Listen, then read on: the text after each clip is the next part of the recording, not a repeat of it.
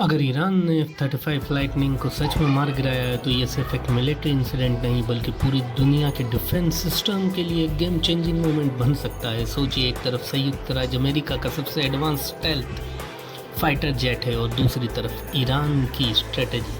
अगर दोनों के बीच युद्ध जैसी स्थिति बनती है तो ये कॉन्फ्लिक्ट ग्लोबल लेवल पर इम्पैक्ट डाल सकता है।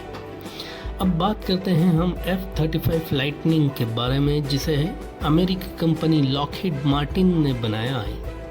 ये एक 5th जनरेशन स्टेल्थ फाइटर है जिसकी डिज़ाइन इतनी एडवांस्ड है कि रडार वेव्स इसके सरफेस से टकराकर अलग डायरेक्शन में रिफ्लेक्ट हो जाती हैं। इसके अलावा इस पर एक स्पेशल कोटिंग, जिसको हम स्टेल्थ पेंट भी कहते हैं, वो होती है जो रडार सिग्नल्स को एब्जॉर्ब कर लेती हैं।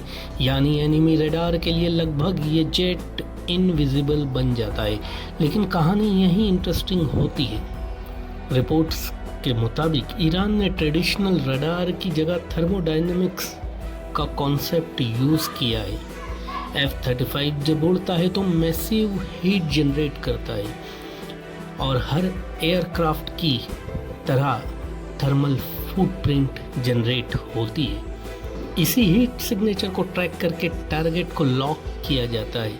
अगर ये सच है तो इसका मतलब ये हुआ कि स्टेल्थ टेक्नोलॉजी का सबसे बड़ा वीकनेस पॉइंट अब एक्सपोज हो चुका है या हो सकता है।